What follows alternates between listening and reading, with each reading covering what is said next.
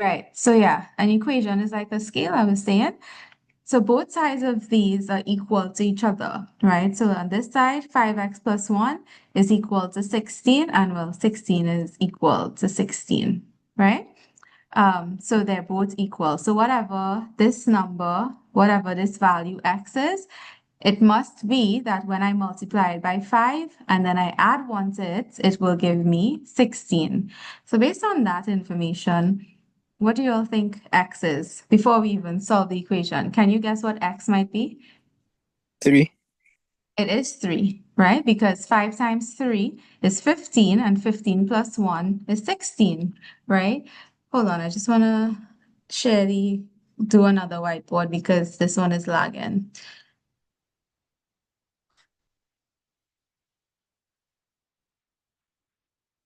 Let me know if you're seeing it. Are you all seeing it? The whiteboard? Yes, miss. Yes, miss. Good. Right. So as Josh was saying, this x will be equal to 3 because 5 times 3 is equal to 15, and 15 plus 1 gives me 16, right? So don't just look at the algebraic equation and think that it's some kind of gibberish. It is telling you a story, and you could actually figure it out if you just interpret what they're really telling you there, right? Because 5x literally means 5 multiply or 5 times x, right? Or it could be x plus x plus x plus x plus x 5 times, right? Now, if we think about the equation 5x plus 1 is equal to 16, if we think about it as like in terms of the scale, right? In terms of the scale, well, if you think about a scale, both sides have to balance, right? So those two things will be equal to each other if they're the same amount. All right, so they're balanced. A scale is balanced when the left side of the scale is equal to the right side of the scale. And that is one of the methods that we use in math to explain how to solve an equation. If you think of it as a scale and you use what we call the balancing method, what you're going to do is the objective is to get x by itself, right? To get x is equal to something. So to do that, if you're using the balancing method, it means we have to undo everything here to just end up with x by itself. So you see how you have plus 1 here? I'll minus 1 because 1 minus 1 is 0. But because this is the balancing method and it's a scale, whatever you do to the left-hand side, you have to do it to the right-hand side. So if I take away the 1, because if I take away 1 from this side, I'm getting closer to my objective of just having what x is equal to. But because it's a scale and it's balanced, whatever you do to the left-hand side of the scale or the equation, you have to do to the right-hand side. So um, 5x plus 1 take away 1, well, plus 1 take away 1 will just be 0, right? 1 take away 1 is 0, so you'll end up with just 5x on this side. And then 16 take away 1 is 15, right? And now 5 times x is 15. So if I want to get rid of this 5, because remember the objective is just to have x, right? Well, because it's x times 5 or 5 times x, you do the opposite of it. And that's what you have to think about in terms of the balancing method. You're doing the opposite of whatever the operation is to get rid of the unwanted terms, right? So now instead of 5 times x, well, I will divide by 5 on both sides because 5 divided by 5 gives me 1. And if I divide by 5 on the left-hand side, I will also need to divide by it on the right-hand side. And this would leave me with 5x divided by 5. Well, the 5's will cancel, right? 5 into 5, 1, 5 into 5, 1. So this will just be x. And 15 take away 5 is, 15 divided by 5 is 3. So we could have figured it out from the jump when we looked at it with just reasoning and we knew that x was 3. And you can also use this balancing method, which is where you do the opposites of the operation in each side of the equation to get rid of the unwanted terms. The objective is to always get x is equal to something. So we want to get rid of this 1, we want to get rid of this 5. And to get rid of those, you'd have to do the opposite of what is being done to it. So instead of adding 1, I would minus 1. But since it is the balancing method, since it is a scale, and if you do one thing to one side of the scale, it would affect the other side of the scale. So if I minus 1 from the left-hand side, I'll have to minus 1 from the right-hand side as well. And that's what I did first. 5x plus 1 take away 1 is just 5x because the 1 take away 1 will go to 0. And then 16 take away 1 is 15. All right. And then I still have 5x is equal to 15. I remember the goal is to just get x. So I would divide by 5 on both sides since 5x literally means 5 times x. So you do the opposite of the operation on both sides. You end up with x is equal to 3.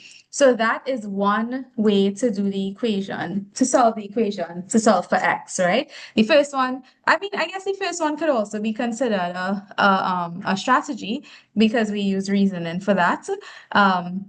The second method here is what we call the balancing method. And the third method, which is my preferred method, but may not necessarily be your preferred method, is 5x plus 1 is equal to 16. What I like to do is this method of transposition.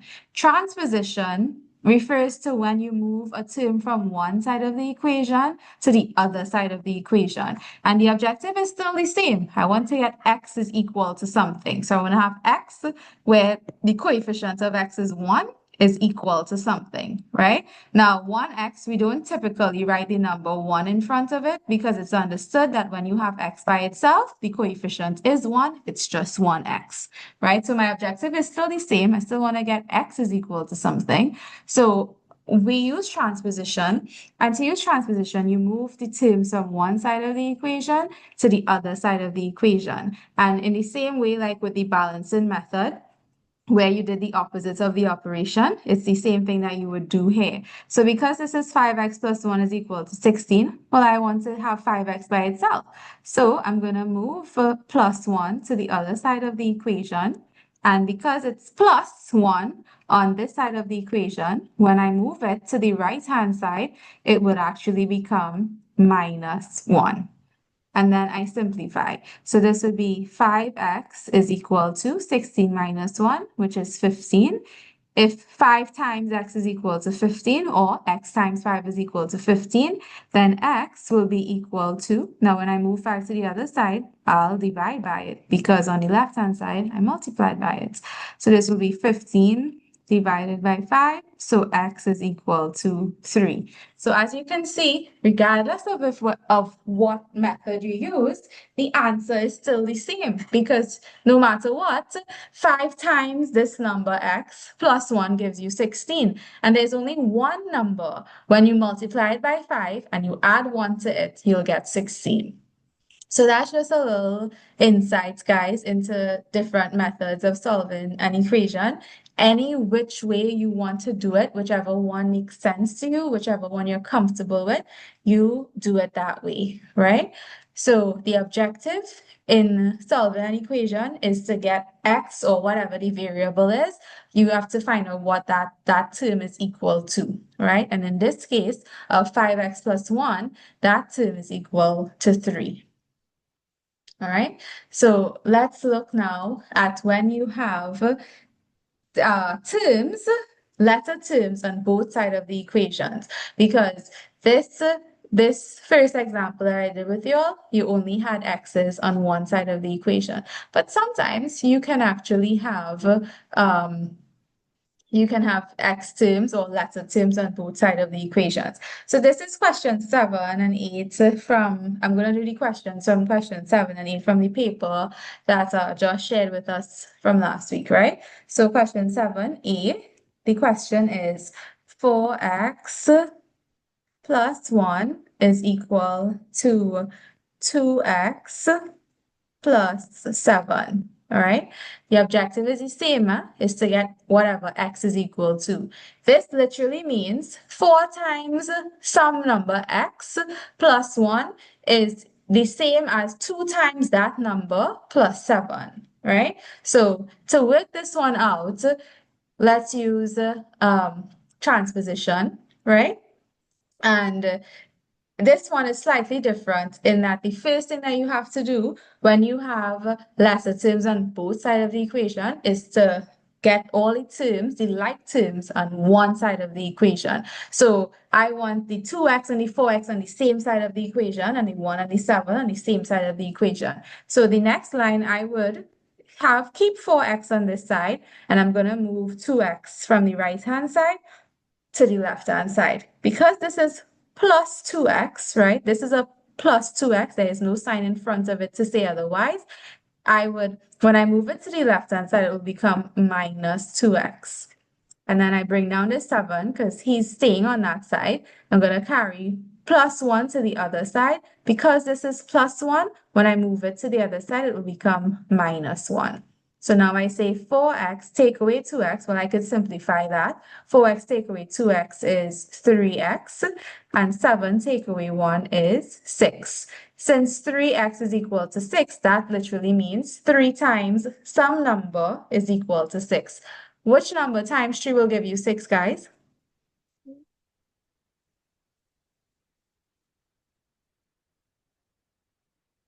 Sophia, 3 times what number is 6?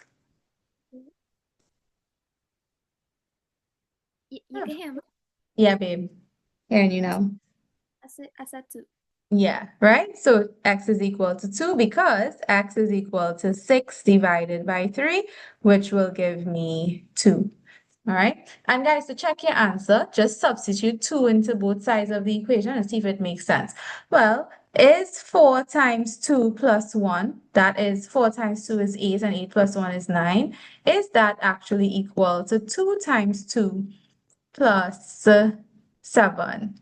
Well, 2 times 2 is 4, and 4 plus 7. Ooh, something's wrong. 4 plus 7 is actually, um,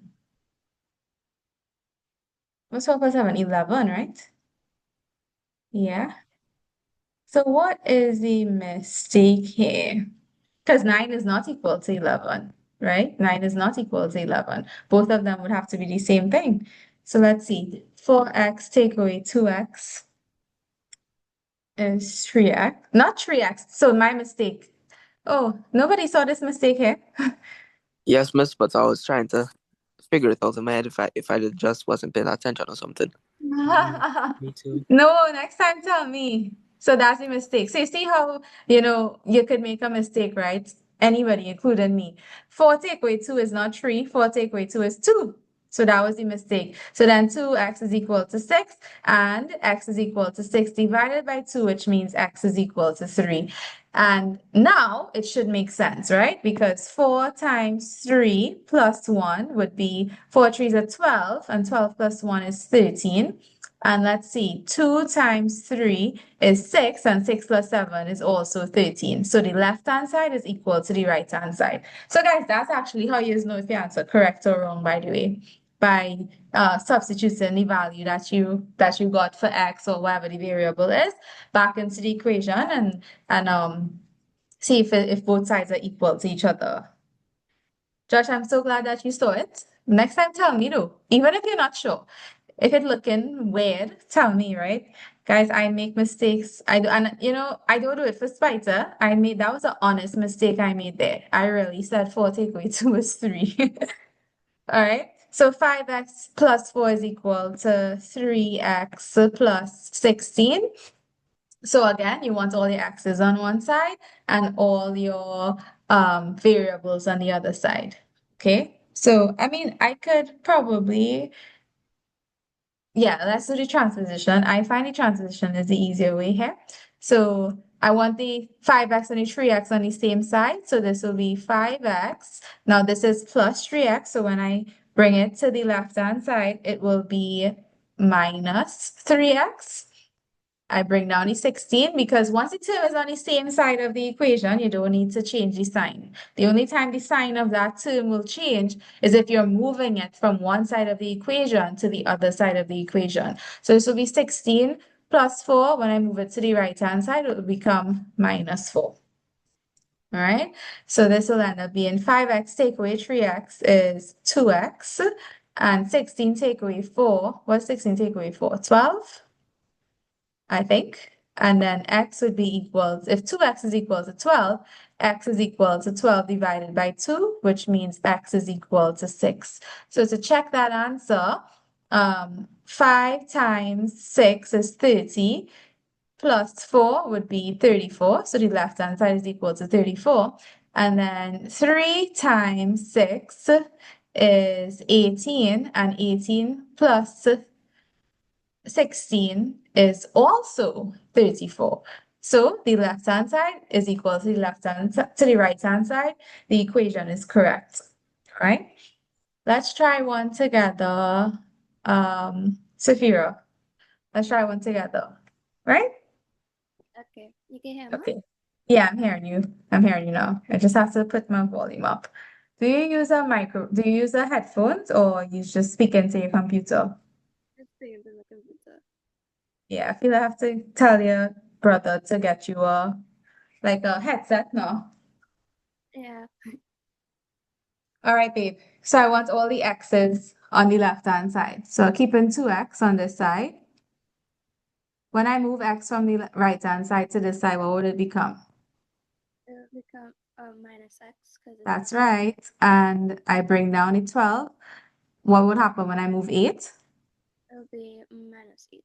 Correct. So then what's 2x take away x? It'll be 1x. That's right. So it'll just be x. And then 12 take away 8 is? Hold on, let me see.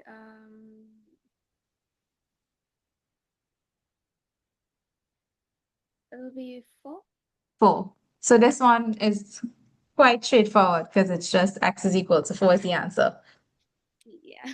Thank you, Safira. Josh, Perez, let's do one. Yes, miss. 7x plus 1 is equal to 2x plus 46.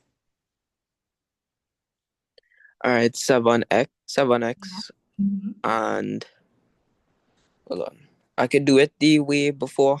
Yeah, of We course. started on B. All right. So that would be so that is 7. Switch plus 1 with 2x, so it'll be 7x. Take away 2x, Mhm. and that will equal to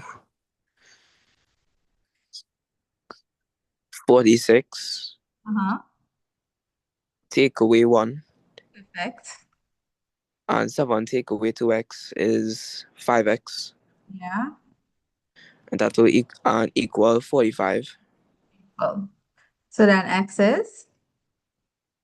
9. Yeah, 45 over 5, so x is 9. Perfect. Joshua, you there, love? Yes, please. Okay, let's do one. What about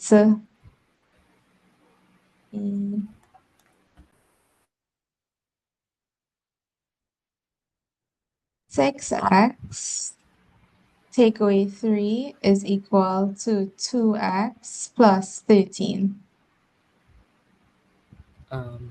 It will be 6x. Uh-huh. Take take away 2x Mm-hmm. equals to 13 Mm-hmm. minus 3. Plus, it'll be plus 3.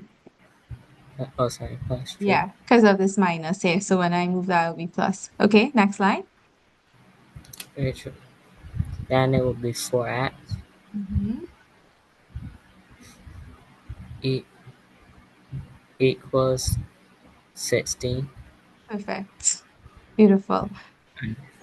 Good. Let's do another one. And then I'm gonna just give you all three to try for me. So we have 9x minus 10 is equal to 7x plus 24. Actually, you guys try that one for me, please. 9x minus 10 equals 7x plus 24. Try that one for me, please.